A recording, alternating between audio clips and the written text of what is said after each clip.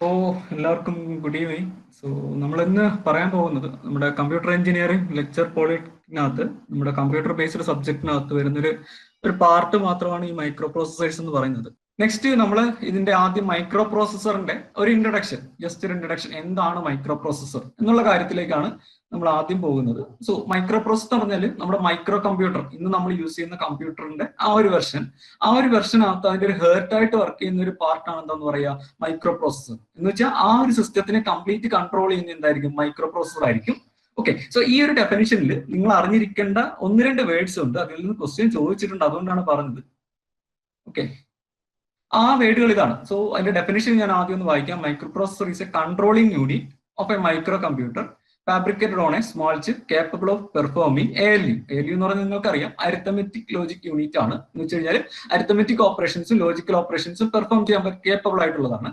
Then and communicate with other devices connected to it. Okay, so ഇതിനാണ് നമ്മൾ എന്താന്ന് പറയാ, മൈക്രോ പ്രോസസർ എന്നുകൊണ്ട് ഉദ്ദേശിച്ചിരിക്കുന്നത്. ഇനി ഞാനിവിടെ മൈക്രോ പ്രോസസറിന്റെ ഒരു മൈക്രോ കമ്പ്യൂട്ടറിന്റെ ഡയഗ്രമാണ് ഈ കാണിച്ചിരിക്കുന്നത്. ആ ഡയഗ്രത്തിൽ വരുന്നത് ഇൻപുട്ട് ഡിവൈസ് വരുന്നുണ്ട്, ഔട്ട്പുട്ട് ഡിവൈസ് വരുന്നുണ്ട്, മെമ്മറി വരുന്നുണ്ട്. ദെൻ ഇതിനെല്ലാം കൂടെ കൺട്രോൾ ചെയ്യാനായിട്ട് നമുക്ക് എന്ത് വരുന്നുണ്ട്, മൈക്രോ പ്രോസസർ വരുന്നുണ്ട്. ഇനി മൈക്രോ പ്രോസസറിനുള്ളിൽ എന്താ ഉള്ളതെന്ന് വെച്ച് കഴിഞ്ഞാൽ ഒരു ALU കാണും, പിന്നെ അതിനെ സപ്പോർട്ട് ചെയ്തുകൊണ്ടുള്ള രജിസ്റ്റേഴ്സ് കാണും, പിന്നെ ഒരു കൺട്രോൾ യൂണിറ്റും കാണും. അന്നേരം ഈ മൂന്ന് വേർഡുകൾ നിങ്ങളൊന്ന് ഓർത്ത് വെച്ചേക്കുക.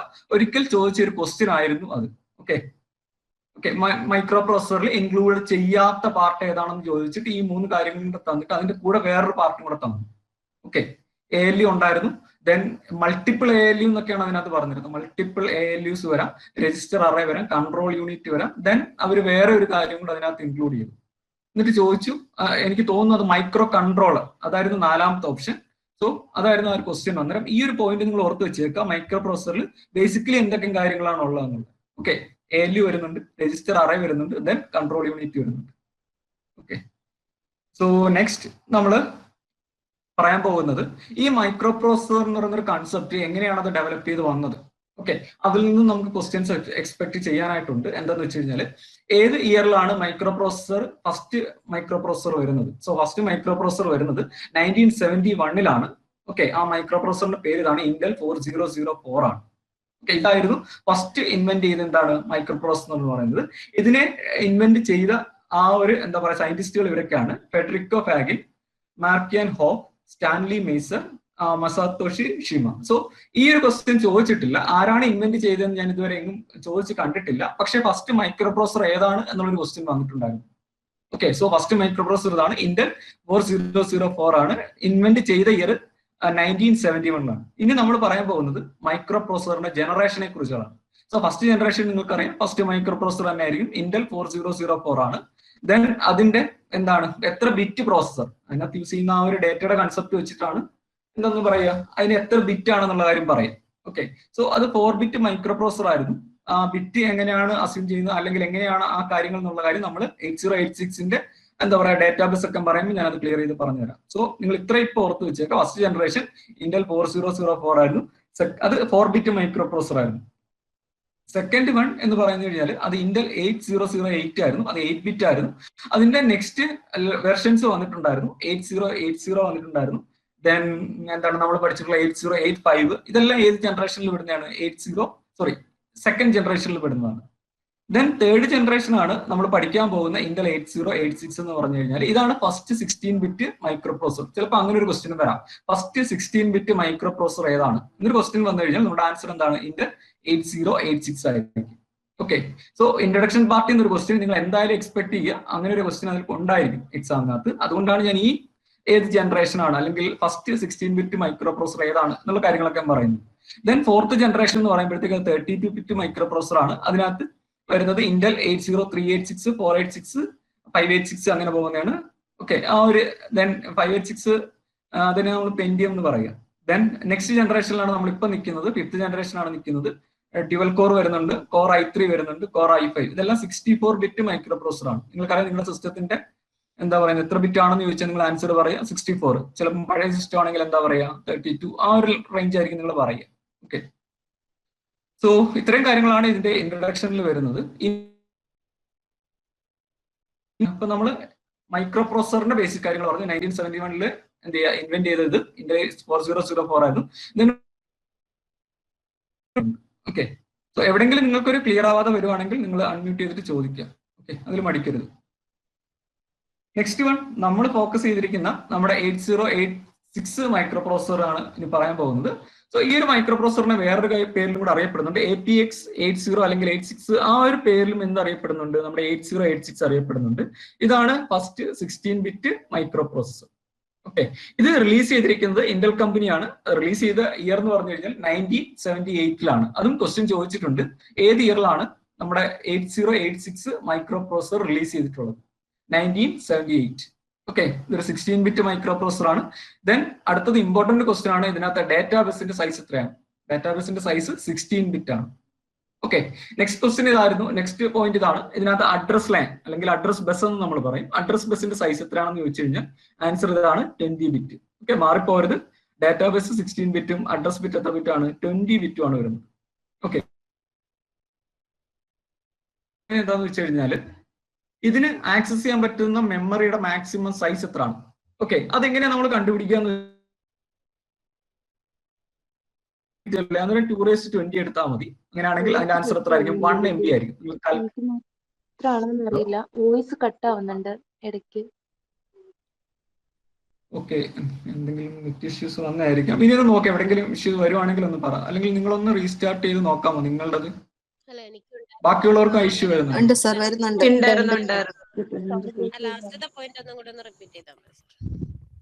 ഏത് പോയിന്റ്? എങ്ങനെയാണ് കണ്ടുപിടിക്കേണ്ടത് മെമ്മറി കപ്പാസിറ്റി എന്ന് പറഞ്ഞില്ലേ, അത് മിസ്സായി. ഓക്കെ ഓക്കെ ഓക്കെ ഓക്കെ, അത് മാത്രമല്ലേ ഉള്ളൂ സർ? കുറച്ച് സ്പീഡ് കുറച്ച് പറയാമോ? ഓക്കെ, നിങ്ങൾ നിങ്ങളുടെ സജഷൻസ് പറഞ്ഞാൽ ഞാൻ അതേ രീതിയിലോട്ട് ഫോളോ ചെയ്തോളാം, കുഴപ്പമില്ല. ഓക്കെ, സോ നമ്മൾ 8086 ഒന്നും കൂടെ പറയുവാണ്. ഇതിന്റെ ഒരു പേര് വേറൊരു പേരിൽ അറിയപ്പെടുന്നുണ്ട്, APX 86. ഓക്കെ, ആ APX എന്നുള്ള വേർഡ് നിങ്ങളൊന്ന് ഓർത്ത് വെച്ചേക്ക്. ദെൻ ഇത് റിലീസ് ചെയ്ത ഇയർ 1978. ഓക്കെ, നെക്സ്റ്റ് വൺ, ഇതൊരു 16-ബിറ്റ് മൈക്രോ പ്രോസസർ ആണ്. പിന്നെ അതിനോട് ഒരു ക്വസ്റ്റ്യൻ ഉണ്ട്, പ്രോസസർ ഏതെന്ന് ചോദിച്ചാലും സെയിം ആൻസർ തന്നെയാണ്, നമ്മുടെ 8086 തന്നെയാണ്. ഓക്കെ, നെക്സ്റ്റ് വൺ, ഇതിൽ ഡാറ്റാബേസ്. ഓക്കെ, ഇത് ഒരു 16-ബിറ്റ് മൈക്രോ പ്രോസസർ ആണ്. എന്നുവെച്ചാൽ നമ്മൾ ഡാറ്റാബേസിന്റെ സൈസ് വെച്ചിട്ടാണ് ഒരു മൈക്രോ പ്രോസസറിന്റെ സൈസ് അല്ലെങ്കിൽ എന്താ പറയുക വെർഷൻ നോർമലി പറയാം. അപ്പൊ നിങ്ങൾക്കറിയാം 8085 അതിനകത്ത് 8-ബിറ്റ് ഡാറ്റാബേസ് ആണ് യൂസ് ചെയ്യുന്നത്, അതുകൊണ്ട് അതിനെ നമ്മൾ പറയുന്ന ഒരു 8-ബിറ്റ്.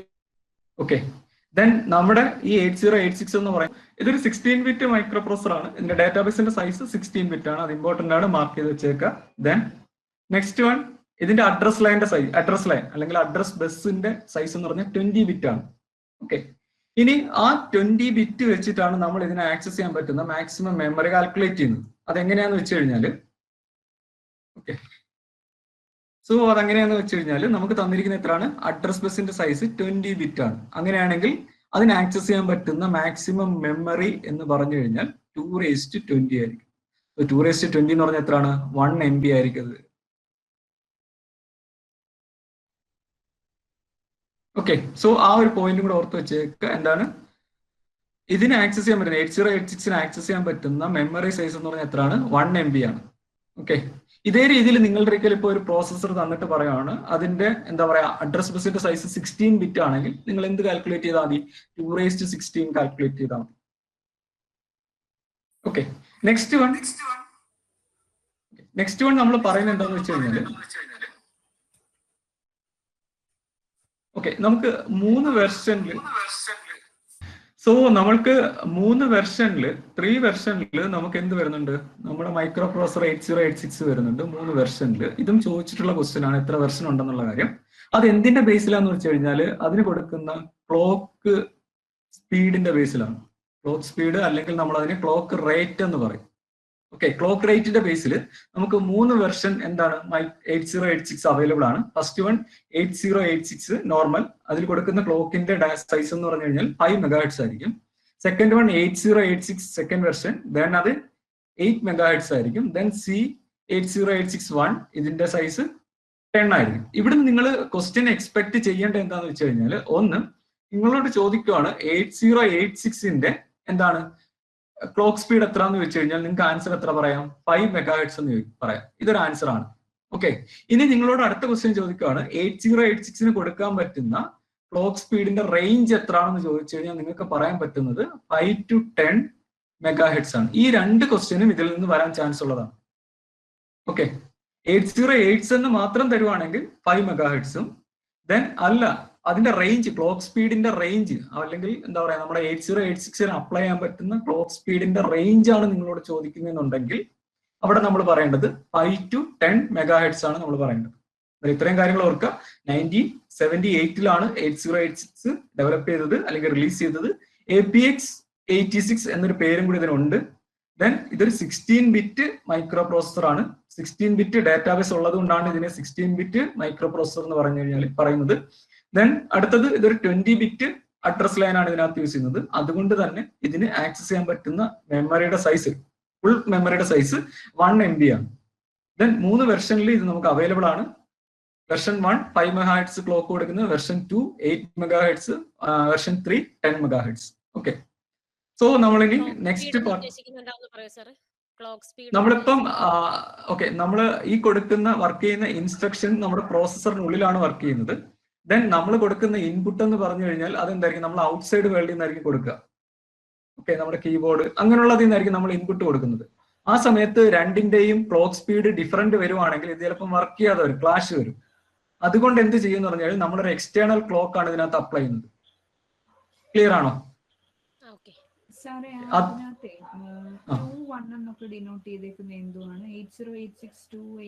അല്ല, അത് അവര് തന്നെ കൊടുത്തിരിക്കുന്ന പേരുകൾ മാത്രമാണത്, അല്ലാതെ അതിന് പ്രത്യേകിച്ച് വെർഷൻ അങ്ങനെയുള്ള ഒരു ഇത് വരുന്നില്ല. ഫസ്റ്റ് വെർഷന്റെ പേര് 8086 എന്ന് മാത്രമേ ഉള്ളായിരുന്നു. സെക്കൻഡ് വെർഷൻ അത് ക്ലോക്കിന്റെ പേരിൽ, ക്ലോക്ക് കൊടുക്കുന്നതിന്റെ പേരിൽ 3 പേരുകൾ അവർ തന്നെ സജസ്റ്റ് ചെയ്തതാണ്, അല്ലാതെ ഇതിന് മറ്റ് ഇമ്പാക്റ്റുകളൊന്നും അവർ പറയുന്നില്ല. ഇപ്പൊ ഞാൻ ഈ ഡയഗ്രത്തിൽ കാണിച്ചിരിക്കുന്ന സെക്കൻഡ് വൺ ആണ്. സി എന്നുണ്ട്, സി എന്നും കൊടുത്തിട്ടുണ്ട്. എല്ലായിടത്തും ആ ഒരു പേര് തന്നെയാണ് അവർ റെഫർ ചെയ്തിരിക്കുന്നത്. ഇവിടെ നിങ്ങൾ എക്സ്പെക്ട് ചെയ്യേണ്ട 2 ക്വസ്റ്റ്യൻ ഇതാണ്: എത്ര വെർഷൻ ഉണ്ട്, ദെൻ 8086ന്റെ ക്ലോക്ക് സ്പീഡ് എത്രയാണ്, 8086 റേഞ്ച്, ക്ലോക്ക് സ്പീഡിന്റെ റേഞ്ച് എത്രയാണ്. ഇനി നിങ്ങൾ ഈ ഡയഗ്രത്തിൽ നോക്കുകയാണെന്നുണ്ടെങ്കിൽ ഇപ്പൊ നിങ്ങൾ കണ്ടിട്ടുണ്ടായിരിക്കും ഒരു IC ചിപ്പിന്റെ ആ ഒരു കൺസെപ്റ്റിലൊക്കെ തന്നെയാണ് ഇത് വരുന്നത്. ഓക്കെ, വന്നുകൊണ്ടിരുന്നത്. ആ ഒരു കൺസെപ്റ്റിന് നമ്മൾ പറയുന്ന പേരാണ് ഡിപ്പ് എന്ന് പറയും. ഓക്കെ, അത് ഞാൻ കുറച്ച് കഴിയുമ്പോഴത്തേക്ക് അതിന്റെ ഒരു ക്വസ്റ്റ്യൻ ഉണ്ട്, ആ സമയത്ത് ഞാൻ ക്ലിയർ ആയിട്ട് പറഞ്ഞുതരാം. DIP. ഓക്കെ, സോ നമ്മൾ നെക്സ്റ്റ് ടോപ്പിക്കിലേക്ക് പോവുകയാണ്. ബാക്കി പാർട്ട് ഇനി ഇതിനകത്തെന്ന് വെച്ച് കഴിഞ്ഞാൽ നമ്മൾ മെമ്മറി സെഗ്മെന്റേഷൻ എന്ന് പറയുന്ന ഒരു പ്രോപ്പർട്ടി സപ്പോർട്ട് ചെയ്യുന്നുണ്ട്. ആരാണ്? 8086. ഇനി അടുത്തത് മെമ്മറി സെഗ്മെന്റേഷൻ എന്താന്ന് പറയാം. ഇപ്പൊ നമ്മുടെ നോർമലി ഇത് നമ്മുടെ പ്രോസസർ ആണെന്ന് വെക്കുക. ഇത് നമ്മുടെ പ്രോസസർ ആണ്. ഓക്കെ, ഇത് നമ്മുടെ മെമ്മറിയാണ്. ഇത് നമ്മുടെ മെമ്മറിയാണ്. അപ്പൊ നമുക്ക് നോർമലി എന്താ പറയാ, നമുക്ക് ഈ മെമ്മറിയെ തന്നെ പല കാര്യങ്ങൾക്ക് യൂസ് ചെയ്യേണ്ടി വരും. കുറച്ച് ഇൻസ്ട്രക്ഷൻ ഈ മെമ്മറിക്കകത്ത്, അല്ലെങ്കിൽ കോഡുകൾ, നമ്മൾ പ്രോഗ്രാം കോഡ് നമ്മൾ ഈ മെമ്മറിക്കകത്തായിരിക്കും സ്റ്റോർ ചെയ്ത് വെച്ചേക്കുന്നത്. അതേ കണക്ക് തന്നെ നമ്മൾ ഇൻപുട്ട് എടുക്കേണ്ടത് ഇതേ മെമ്മറിയിലോട്ടായിരിക്കും. ദെൻ ഔട്ട്പുട്ട് പാസ് ചെയ്യേണ്ടത് എന്തായിരിക്കും, ഇതേ മെമ്മറിയിലോട്ടായിരിക്കും. ഇനി നമ്മൾ റിക്കർഷൻ, ഓക്കെ, റിക്കർഷൻ എന്ന് പറഞ്ഞതാണ് ഒരു ഫംഗ്ഷൻ, അതിനെ തന്നെ വിളിക്കുമ്പോൾ നമ്മൾ എന്ത് ചെയ്യണം, റിസൾട്ടുകളെ ഈ മെമ്മറിയിൽ കുറച്ചു നേരം സ്റ്റോർ ചെയ്യണം. അതിനുവേണ്ടി നമ്മൾ സ്റ്റാക്ക് ആണ് യൂസ് ചെയ്യുക. നിങ്ങൾ ഡാറ്റ സ്ട്രക്ചറിൽ പഠിച്ചിട്ടുണ്ടായിരിക്കും. ഓക്കെ, ആ സമയത്തെല്ലാം നമ്മൾ ഈ മെമ്മറി നമുക്ക് എന്ത് വരുന്നുണ്ട്, നമുക്ക് യൂസ് വരുന്നുണ്ട്. ഓക്കെ, ഇപ്പം 8085 ചെയ്യുന്നത് എന്താണെന്ന് അറിയാമോ, ഈ ടോട്ടൽ മെമ്മറിയാണ് നമ്മളങ്ങ് കൊടുത്തേക്കുവാണ്. മൊത്തത്തിൽ മെമ്മറി ഇങ്ങനെ എന്ത് ചെയ്യാ, മെമ്മറി ഫുള്ള് നമ്മൾ ഇങ്ങനെ അങ്ങ് കൊടുത്തേക്കുവാണ്. ഓക്കെ, അതേസമയം 8086 വന്നപ്പോഴത്തേക്ക് ഇതിനെ കുറച്ച് സെഗ്മെന്റുകളാക്കി മാറ്റി. ഇതിപ്പോ ഈ ഒരു പാർട്ട് ഇതൊരു സെഗ്മെന്റ് ആണ്, അടുത്തത് ഈ ഒരു പാർട്ട് ഓരോ സെഗ്മെന്റ് ആക്കിയിട്ട് ഓരോ സെഗ്മെന്റിലും നമ്മൾ നമ്മൾ ഓരോ കാര്യങ്ങൾ ഡിഫൈൻ ചെയ്ത് കൊടുത്തിട്ടുണ്ട്. അത് മാത്രമേ സ്റ്റോർ ചെയ്യാൻ പറ്റൂ. ഫോർ എക്സാമ്പിൾ, നമ്മുടെ കോഡ് സ്റ്റോർ ചെയ്യാൻ വേണ്ടി ഒരു പർട്ടിക്കുലർ പാർട്ട്, എന്നിട്ട് അവരതിന് പേര് കൊടുത്തു, കോഡ് സെഗ്മെന്റ് എന്നുള്ള പേര് കൊടുത്തു. ഓക്കെ, അന്നേരം ആ കോഡ് സെഗ്മെന്റിൽ എന്ത് മാത്രമേ വരത്തുള്ളൂ, കോഡ് മാത്രമേ നമ്മൾ സ്റ്റോർ ചെയ്യത്തുള്ളൂ. ദെൻ സെക്കൻഡ് വൺ, നമ്മൾ അടുത്ത സെഗ്മെന്റിന് നമ്മൾ പേര് കൊടുത്തു DS, ഡാറ്റ സെഗ്മെന്റ്. അവിടെ നമ്മൾ ഡാറ്റ മാത്രമേ സ്റ്റോർ ചെയ്യത്തുള്ളൂ. ദെൻ തേർഡ് വൺ, നമുക്ക് സ്റ്റാക്കിന് വേണ്ടിയിട്ട് തന്നെ ഒരു സെഗ്മെന്റ് നമ്മൾ അസൈൻ ചെയ്യുന്നുണ്ട്. അതിന് നമ്മൾ പേര് കൊടുത്തു stack segment. Okay, next one, നമുക്ക് ഈ ഡാറ്റ നമുക്ക് ചിലപ്പോൾ ഉൾക്കൊള്ളാൻ പറ്റുന്നതിലും കൂടുതൽ വരിക, അങ്ങനെയല്ലെങ്കിൽ അങ്ങനെ ഒരു സിറ്റുവേഷൻ വരുവാണെങ്കിൽ ആ സമയത്ത് നമുക്ക് യൂസ് ചെയ്യാൻ വേണ്ടിയിട്ട് ഒരു സെഗ്മെന്റ് കൂടെ കൊടുത്തു. നമ്മൾ അതിന്റെ പേരാണ് ഈ എക്സ്ട്രാ സെഗ്മെന്റ്. സോ നമ്മുടെ ടോട്ടൽ മെമ്മറി എത്രയാണ്? 1 MB ആണ്. ആ 1 MBയിൽ നമ്മൾ എന്ത് ചെയ്തു, ഇങ്ങനെ സെഗ്മെന്റുകളായിട്ട് ഡിവൈഡ് ചെയ്തു. സോ ഈ ഒരു പ്രോപ്പർട്ടി വരുന്നത് കൊണ്ട് നമുക്ക് കോഡ് എവിടെ കിടക്കുന്നു, ഡേറ്റ എവിടെ കിടക്കുന്നു, സ്റ്റാക്ക് എവിടെയാണ്, എക്സ്ട്രാ സെഗ്മെന്റ് എവിടെയാണ് എന്നുള്ള കാര്യങ്ങളെല്ലാം ആർക്കറിയാം, നമ്മുടെ പ്രോസസറിന് പെട്ടെന്ന് അറിയാൻ പറ്റും. അതുകൊണ്ട് എന്താണ്, കമ്മ്യൂണിക്കേഷൻ കുറച്ചും കൂടി എളുപ്പമായിട്ട് വന്നിട്ടുണ്ട് പ്രോസസറും മെമ്മറി ആയിട്ടുള്ളത്. ഓക്കെ, സോ ഇങ്ങനെ സെഗ്മെന്റ് ആയിട്ട് ഡിവൈഡ് ചെയ്യുന്ന ആ പ്രോപ്പർട്ടിയെ നമ്മൾ പറയുന്ന പേരാണ് എന്ന് പറയാം മെമ്മറി സെഗ്മെന്റേഷൻ എന്ന് പറയും. ഓക്കെ, ആ ഒരു പ്രോപ്പർട്ടി ആദ്യം എക്സ്ട്രാ സെഗ്മെന്റിലും ഡേറ്റ തന്നെ വരുന്നത്. ഇപ്പൊ സ്ട്രിംഗ് മാനിപ്പുലേഷൻ ആ ഒരു കേസിലൊക്കെ നമ്മൾ യൂസ് ചെയ്യുന്ന ഒരു സെഗ്മെന്റ് ആണ് എക്സ്ട്രാ സെഗ്മെന്റ്. അതും ഡേറ്റ എന്നുള്ള ഒരു കൺസെപ്റ്റ് തന്നെ നിങ്ങൾ എടുത്താൽ മതി. ഓക്കെ, ക്ലിയർ ആണോ? സോ നെക്സ്റ്റ് വൺ, ഇത് നമ്മൾ പറയുന്നത് it is A general purpose register based processor എന്ന് വെച്ച് കഴിഞ്ഞാൽ ഇതിനകത്ത് കുറച്ച് ജനറൽ പർപ്പസ് രജിസ്റ്ററുകൾ യൂസ് ചെയ്യുന്നുണ്ട്. ആ രജിസ്റ്ററുകൾ ഏതൊക്കെയാണെന്ന് നമ്മൾ ആർക്കിടെക്ചറിൽ ഡീറ്റെയിൽ ആയിട്ട് പറയുന്നുണ്ട്. ഇപ്പൊ അതിന്റെ പേരുകൾ മാത്രം പറയാം. AX, BX, CX, DX. ഈ 4 രജിസ്റ്ററുകളെയാണ് നമ്മൾ എന്തെന്ന് പറയാ, ജനറൽ പർപ്പസ് രജിസ്റ്ററുകൾ എന്ന് പറയാം. ഓരോന്നിന്റെ സൈസ് 16 ബിറ്റ് വെച്ചായിരിക്കും. ഇവിടെ എല്ലാം മിക്കവാറും ഓൾമോസ്റ്റ് എല്ലാം 16 ബിറ്റ് ആണ്. ഓക്കെ, അഡ്രസ് ലൈൻ മാത്രമേ 20 ബിറ്റ് വരുന്നുള്ളൂ, ബാക്കി എല്ലാം 16 ബിറ്റ് ആണ്. സോ ആ രജിസ്റ്ററുകൾ യൂസ് ചെയ്യുന്നുണ്ട്. നമ്മൾ ഇതിനെ എന്താന്ന് പറയും, ജനറൽ പർപ്പസ് രജിസ്റ്റർ എന്ന് പറയും. ഇനി ഇത് നമുക്ക് 2 മോഡുകളിൽ നമുക്ക് ഇതിനെ യൂസ് ചെയ്യാൻ പറ്റും. First mode minimum mode, second mode maximum mode. Minimum മോഡിനകത്ത് നമ്മളൊരു സിംഗിൾ പ്രോസസർ ആയിട്ടായിരിക്കും ഇത് വർക്ക് ചെയ്യുന്നത്. ഒരു പ്രോസസർ ആയിട്ടായിരിക്കും ഇത് വർക്ക് ചെയ്യുന്നത്. ഏതിലാണ്? നമ്മുടെ മിനിമം മോഡിൽ. മാക്സിമം മോഡ് വരുമ്പോൾ ഇതിന്റെ കൂടെ ഓക്കെ ഇതിന് കേപ്പബിൾ അല്ലെങ്കിൽ ഇതിനെ സപ്പോർട്ട് ചെയ്യാൻ പറ്റുന്ന മറ്റ് പ്രോസസ്സറുകളെ നമുക്ക് ഇവിടെ യൂസ് ചെയ്യാൻ പറ്റും. ഓക്കെ, സോ ഇത് നമ്മുടെ പ്രോസസർ. ഇതിന്റെ കൂടെ നമുക്ക് എന്ത് ചെയ്യാൻ പറ്റും, ഇത് പ്രോസസർ 1, ഇത് പ്രോസസർ 2, ഇത് നമ്മുടെ 8086 ആണെന്നുണ്ടെങ്കിൽ അതിന്റെ കൂടെ സപ്പോർട്ട് ചെയ്യാൻ പറ്റുന്ന 8088 അങ്ങനെയുള്ള പ്രോസസറുകളുണ്ട്. അതിന് നമുക്ക് എന്ത് ചെയ്യാൻ പറ്റും, ഈ പ്രോസസറിന്റെ കൂടെ സപ്പോർട്ട് ചെയ്യാൻ പറ്റും അല്ലെങ്കിൽ കൊണ്ടുവരാൻ പറ്റും. പ്രോസസർ മിനിമം മോഡിൽ ഇത്രേ ഓർത്ത് വെച്ചാൽ മതി. നമുക്കൊരു സിംഗിൾ പ്രോസസർ എന്ന് വെച്ചാൽ 8085 ഒക്കെ വർക്ക് ചെയ്യുന്നതിനൊക്കെ ഒരു പ്രോസസർ മാത്രമായിട്ടായിരിക്കും വർക്ക് ചെയ്യുന്നത്. ഓക്കെ, അവിടെ ഉള്ള ഒരു പ്രശ്നം എന്ന് വെച്ച് കഴിഞ്ഞാൽ പ്രോസസർ ഇപ്പൊ എക്സിക്യൂട്ട് ചെയ്യുന്ന സമയത്ത് നമുക്ക് ചിലപ്പം മെമ്മറി ആക്സസ് അങ്ങനെയുള്ളതൊന്നും നടന്നൊന്നും വരത്തില്ല. എന്ന് വെച്ച് കഴിഞ്ഞാൽ വേറെ കാര്യങ്ങൾക്ക് പ്രോസസറിന്റെ ടൈം ഇതിനു വേണ്ടി മാത്രമേ യൂസ് ചെയ്യേണ്ടി വരും. അങ്ങനെയുള്ള കുറച്ച് എന്താ പറയുക ലിമിറ്റേഷൻസ് ഉണ്ട് മിനിമം മോഡിൽ. മാക്സിമം മോഡ് ആകുമ്പോഴത്തേക്ക് നമുക്ക് എന്ത് ചെയ്യാൻ പറ്റും, ഈ ഡാറ്റാ ബസും അഡ്രസ് ബസും ഒക്കെ മറ്റ് പ്രോസസറിന് വേണമെങ്കിൽ ഷെയർ ചെയ്യാം. എന്ന് വെച്ചാൽ നമ്മുടെ എക്സിക്യൂഷൻ നടക്കുന്ന സമയത്ത് ഇപ്പൊ ഡാറ്റ ഒന്നും പുറത്തുനിന്ന് എടുക്കണ്ട, അല്ലെങ്കിൽ അഡ്രസ് ബസ്സിന് നമുക്ക് ആവശ്യമില്ല എന്നുണ്ടെങ്കിൽ അത് മറ്റൊരു പ്രോസസറിന് കൊടുക്കാം. അങ്ങനെയാണെങ്കിൽ അത് എന്താണ്, നമ്മുടെ സ്പീഡ് കൂട്ടുകയാണ് ആക്ച്വലി ചെയ്യുന്നത്. ഓക്കെ, ആ സമയത്ത് നമുക്ക് എന്ത് ചെയ്യാം, നമ്മളുടെ ഈ ഒരു ലോജിക്കിന് പറ്റുന്ന ഏതെങ്കിലും പ്രോസസർ ഉണ്ടെങ്കിൽ അതിനെയും കൂടെ നമുക്ക് എന്ത് ചെയ്യാം, കൊണ്ടുവരാനായിട്ട് പറ്റും. ഏതിലാണ്? മാക്സിമം മോഡിൽ. ആ മോഡിന് നമ്മൾ പറയുന്ന പേരാണ് maximum mode. Okay, so next point important ആണ്. ആ ഒരു പോയിന്റ് ഇതാണ്. ഇതിൽ നമ്മൾ യൂസ് ചെയ്തിരിക്കുന്ന ട്രാൻസിസ്റ്റേഴ്സ് ആണ് 29,000 ട്രാൻസിസ്റ്റേഴ്സ് നമ്മൾ എന്തിൽ യൂസ് ചെയ്യുന്നുണ്ട്, നമ്മുടെ 8086 യൂസ് ചെയ്യുന്നു. ഓക്കെ, സോ നെക്സ്റ്റ് പോയിന്റ് നമ്മൾ ഇതിനകത്ത് യൂസ് ചെയ്യുന്നതെന്ന് വെച്ച് കഴിഞ്ഞാൽ ഒരു പൈപ്പ് ലൈനിങ് എന്ന് പറയുന്നൊരു കൺസെപ്റ്റ് യൂസ് ചെയ്യുന്നുണ്ട്. നിങ്ങൾ കേട്ടിട്ടുണ്ടായിരിക്കും pipelining. Okay, pipelining എന്താണെന്ന് ഞാൻ പറയാം. നോർമലി നമുക്ക് ഒരു ഇൻസ്ട്രക്ഷൻ ഉണ്ടെന്ന് വെക്കുക. നമുക്കൊരു ഇൻസ്ട്രക്ഷൻ ഉണ്ടെങ്കിൽ അത് എക്സിക്യൂട്ട് ചെയ്യുന്നതിന് ആക്ച്വലി 3 സ്റ്റേജുകളാണ് വരുന്നത്. First stage fetch, second stage decode and third stage execute. ഇങ്ങനെ 3 സ്റ്റേജുകളാണ് നമ്മൾ എന്ത് ചെയ്യുക, ഒരു ഇൻസ്ട്രക്ഷൻ ഫുൾ വർക്ക് ചെയ്യാൻ എടുക്കുന്ന 3 സ്റ്റേജുകളാണ് ഫെച്ചും ഡീകോഡും എക്സിക്യൂട്ടും. ഓക്കെ, നോർമലി ഇത് ഒരു സീക്വൻഷ്യൽ ആയിട്ടേ വർക്ക് ചെയ്യത്തുള്ളൂ. ഒന്ന് ഫെച്ച് ചെയ്തു, ഒരു ഇൻസ്ട്രക്ഷനെ ഫെച്ച് ചെയ്തു, അത് കഴിഞ്ഞിട്ട് എന്ത് ചെയ്യും, അതിനെ ഡീകോഡ് ചെയ്യും, അതിനെ എക്സിക്യൂട്ട് ചെയ്യും. ഇങ്ങനെയായിരിക്കും പോകുന്നത്. അന്നേരം ഒരു ഇൻസ്ട്രക്ഷൻ വർക്ക് ചെയ്ത് തീരുന്നത് വരെ എന്ത് ചെയ്യത്തില്ല, വേറെ ഇൻസ്ട്രക്ഷൻ നമുക്ക് കൊണ്ടുവരാൻ പറ്റത്തില്ല. അതേസമയം പൈപ്പ് ലൈനിങ്ങിൽ അങ്ങനെയല്ല. പൈപ്പ് ലൈനിങ് വരുമ്പോഴത്തേക്ക് പാരലായിട്ട് വർക്ക് ചെയ്യാം. ഒരാൾ ഫെച്ച് ചെയ്തു, ഫസ്റ്റ് ഇൻസ്ട്രക്ഷൻ നമ്മൾ ഫെച്ച് ചെയ്തു. ഓക്കെ, അതിനെ നമ്മൾ എന്ത് ചെയ്തു, നെക്സ്റ്റ് നമ്മൾ അതിനെ ഡീകോഡ് ചെയ്തു. ഫെച്ചിൽ നിന്ന് ഡീകോഡിലേക്ക് പോയി, ഡീകോഡിൽ നിന്ന് നമ്മൾ എന്ത് ചെയ്തു, എക്സിക്യൂട്ട് ചെയ്തു. സോ ഡീകോഡിൽ ഇവിടെ എക്സിക്യൂട്ട് ചെയ്യുന്ന സമയത്ത് തന്നെ നമുക്ക് എന്ത് ചെയ്യാൻ പറ്റും, അടുത്ത ഇൻസ്ട്രക്ഷനെ ഫെച്ച് ചെയ്യാൻ പറ്റും.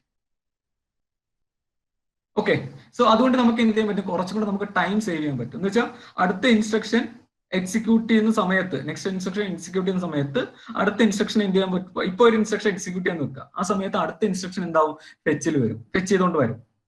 ഓക്കെ, ക്ലിയർ ആണോ? അതിനാണ് നമ്മൾ എന്തെന്ന് പറയാം, പൈപ്പ് ലൈനിങ് എന്ന് പറയാം. സോ ഒരു പൈപ്പ് ലൈനിങ് കൺസെപ്റ്റും ആദ്യമായിട്ട് ഇംപ്ലിമെന്റ് ചെയ്ത് എവിടെയാണ്, നമ്മുടെ 8086 ഇംപ്ലിമെന്റ് ചെയ്യുന്നത്.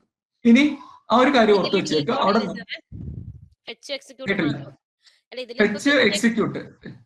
അല്ല, 2 സ്റ്റേജ് ഇല്ലില്ല, ഡീകോഡ് ഉണ്ട്.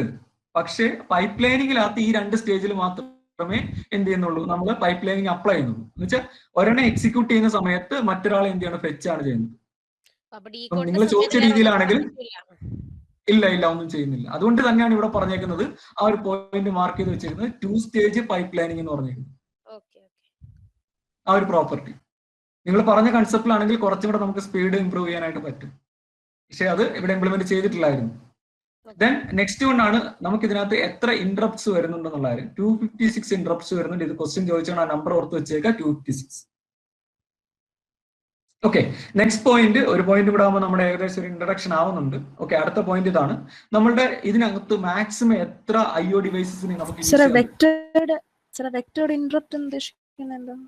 നമുക്ക് നോർമലി എന്താ പറയുന്നത്, ഈ പറയുന്ന സോഫ്റ്റ്വെയർ ഇന്ററപ്റ്റ്സും ഹാർഡ്വെയർ ഇന്ററപ്റ്റ്സും നമുക്ക് വരുന്നുണ്ട്. ഫോർ എക്സാമ്പിൾ എന്താ പറയുക, നമുക്ക് ഒരു ഹാർഡ്വെയർ ഡിവൈസിൽ നിന്ന് ഒരു ഇന്ററപ്റ്റ് പാസ് ചെയ്യാം. അതേ കണക്ക് തന്നെ നമ്മുടെ പ്രോഗ്രാമിനകത്ത് നമ്മൾ ഇന്ററപ്റ്റ് സെറ്റ് ചെയ്യാം. ഫോർ എക്സാമ്പിൾ ഡിവൈഡ് ബൈ 0 എന്ന് പറയുന്ന ഇന്ററപ്റ്റുകളൊക്കെ ഉണ്ട്. ഓക്കെ, അത് നമ്മുടെ സോഫ്റ്റ്വെയർ അല്ലെങ്കിൽ നമ്മുടെ പ്രോഗ്രാമിന്റെ പാർട്ടായിട്ട് വരുന്നതാണ്. അല്ലാത്ത കാറ്റഗറിയാണ് നമ്മൾ എന്തെന്ന് പറയുക വെക്ടേഡ് എന്നുള്ള രീതിയിൽ ഇംപ്ലിമെന്റ് ചെയ്തിരിക്കുന്നത്. സോ 256 ഇന്ററപ്റ്റ്സ് ആണ് വെക്ടേഡിൽ വരുന്നത്. ആ ഒരു നമ്പർ ഓർത്ത് വെച്ചേക്കുക, അതിലാണ് ഇമ്പോർട്ടൻസ് 256 എന്നുള്ളത്. കാര്യം ഒരു തവണ ഇത് ക്വസ്റ്റ്യൻ വന്നിട്ടുള്ളതായിരുന്നു. 512 വന്നിട്ടുണ്ടായിരുന്നു, 128 വന്നിട്ടുണ്ട്, 100 വന്നിട്ടുണ്ടായിരുന്നു, 256 ആൻസർ വന്നിട്ടുണ്ടായിരുന്നു. ഓക്കെ, നെക്സ്റ്റ് വൺ, നമുക്ക് എത്ര IO ഡിവൈസിനെ നമുക്ക് ഈ 256 ഹാർഡ്വെയർ ഇന്ററപ്റ്റും സോഫ്റ്റ്വെയർ ഇന്ററപ്റ്റും ഇൻക്ലൂഡഡ് ആണോ? അതെ, മൊത്തത്തിൽ അതിൽ വരുന്നുണ്ട്. നിങ്ങൾ ആ നമ്പർ മാത്രം ഇപ്പം ജസ്റ്റ് ഒന്ന് ഓർത്ത് വെച്ചാൽ മതി, ആ 256 എന്നുള്ളത്. കാര്യം നമ്മൾ മിക്ക ഇന്ററപ്റ്റ്സിനെ കുറിച്ച് പറയുന്നില്ല, ജസ്റ്റ് ഹാർഡ്വെയർ സോഫ്റ്റ്വെയർ എക്സാമ്പിളുകൾ ഏതൊക്കെയാണ്, കുറച്ച് കാര്യങ്ങൾ മാത്രമേ ഇന്ററപ്റ്റ്സിൽ ആവശ്യമുള്ളൂ, പിന്നെ അതിന്റെ വർക്കിംഗ് ആണ് വേണ്ടത്. ഇവിടെ നിങ്ങൾ അത്ര ഡെപ്തിൽ പോവാതെ ഇതിന്റെ നമ്പറുകൾ മാത്രം ഓർത്ത് വെക്കുക.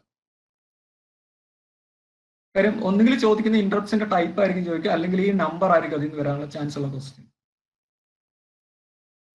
ഓക്കെ, സോ നെക്സ്റ്റ് വൺ നമ്മൾ പറയുന്നത് എന്താന്ന് വെച്ച് കഴിഞ്ഞാൽ, ഇവിടെ എത്ര IO ഡിവൈസിനെ നമുക്ക് എന്ത് ചെയ്യാൻ പറ്റും, അഡ്രസ് ചെയ്യാൻ പറ്റും എന്നുള്ളതാണ്. നമ്മൾ നേരത്തെ പറഞ്ഞില്ല, നമുക്ക് മെമ്മറി ഡിവൈസ് എത്ര എന്താ പറയാ, എത്ര മെമ്മറി നമുക്ക് ആക്സസ് ചെയ്യാൻ പറ്റുന്നെന്ന് പറഞ്ഞാൽ 1 MB. അതെങ്ങനെയാണ് നമ്മൾ കാൽക്കുലേറ്റ് ചെയ്തത്? 2⁻20 അല്ലേ? 2⁻20 ആണ് എന്തെന്ന് പറയാ, 1 MB എന്ന് പറയുക. അതുപോലെ തന്നെയാണ് ഇവിടെയും. നമുക്ക് എന്താണ് ഇവിടെ ഒരു IO ഡിവൈസിന് നമ്മളൊരു അഡ്രസ്സ് കൊടുക്കുമ്പം ആ അഡ്രസ്സിന്റെ ഡയമെൻഷൻ എന്ന് പറഞ്ഞു കഴിഞ്ഞാൽ അത് 16 ബിറ്റ് ആയിരിക്കും.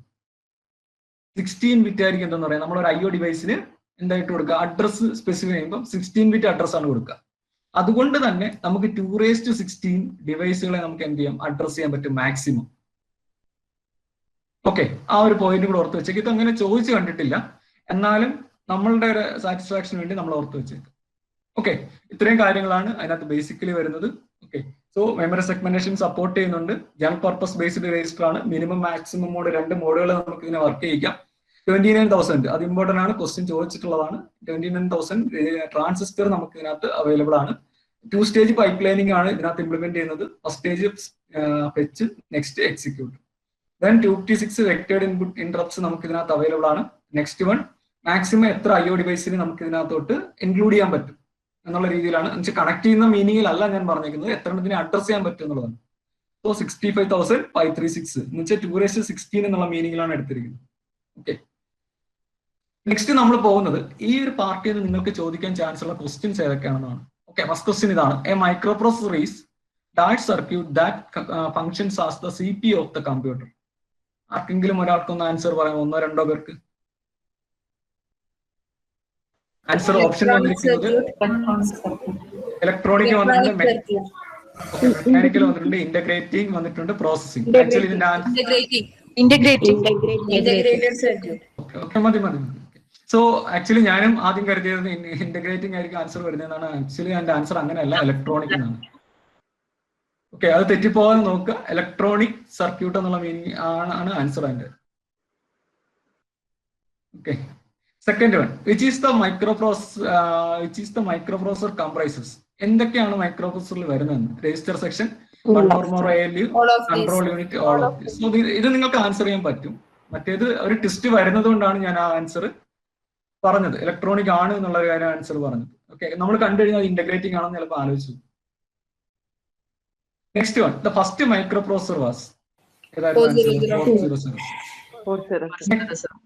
Next one, the first microprocessor had 1 bit database, 2 bit, 4-bit database.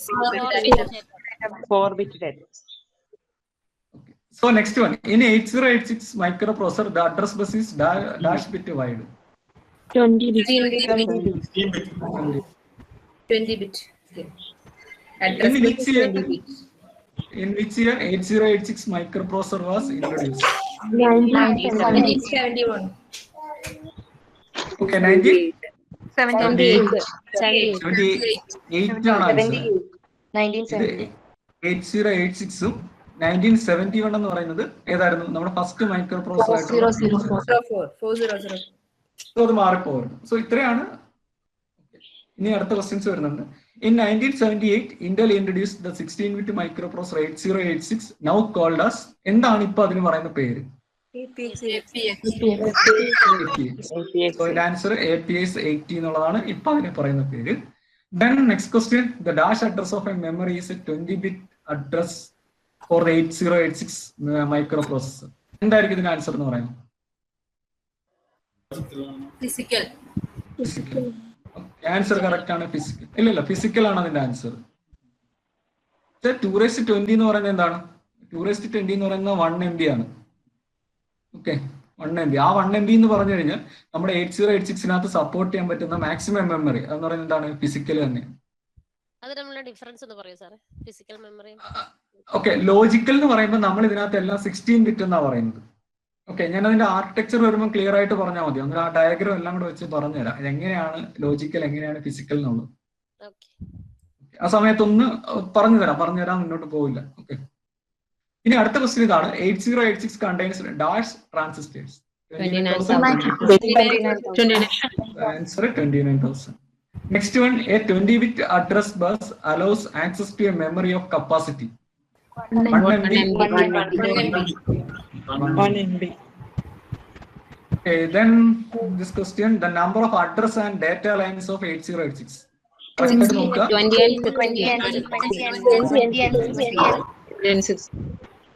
തിരിച്ച് ഇതിനകത്ത് ആൻസർ കൊടുത്തിട്ടുണ്ട്. 16 and 20 കൊടുത്തിട്ടുണ്ട്. മാർക്ക് പോകരുത്, കറക്റ്റ് ആയിട്ട് നോക്കുക. ഏതാണ് 20 and 60 or 16 and 20? ഇവിടെ ക്വസ്റ്റ്യൻ നന്നായിട്ട് വായിച്ചിരിക്കുന്നത് number of address and data lines എന്നാണ് ചോദിച്ചിരിക്കുന്നത്. ഓർഡർ എങ്ങനെയാ? ഫസ്റ്റ് അഡ്രസ് ആണ്, സെക്കൻഡ് ഡാറ്റയാണ്. സോ അഡ്രസ് 20 ബിറ്റും ഡാറ്റ 16. അതുകൊണ്ടാണ് ആൻസർ ഇത്. തിരിച്ചായിരുന്നു എന്നുണ്ടെങ്കിൽ ഫസ്റ്റ് ഡാറ്റ സെക്കൻഡ് അഡ്രസ് ആയിരുന്നുണ്ടെങ്കിൽ 16, 20 ആയിരുന്നു ആൻസർ ഇത്. Okay. So next question, which of the following is not a feature of 8086? First one, it uses 2 stages of pipelining. It is available in 3 versions based on the frequency of operation. എന്ന് പറഞ്ഞാൽ clock speed എന്നാണ് നമ്മൾ പറയാ frequency of operation. And third choice, first stage can prefetch up to 6 bytes of instructions. It has 512 vectored interrupts. 512 option D. Okay.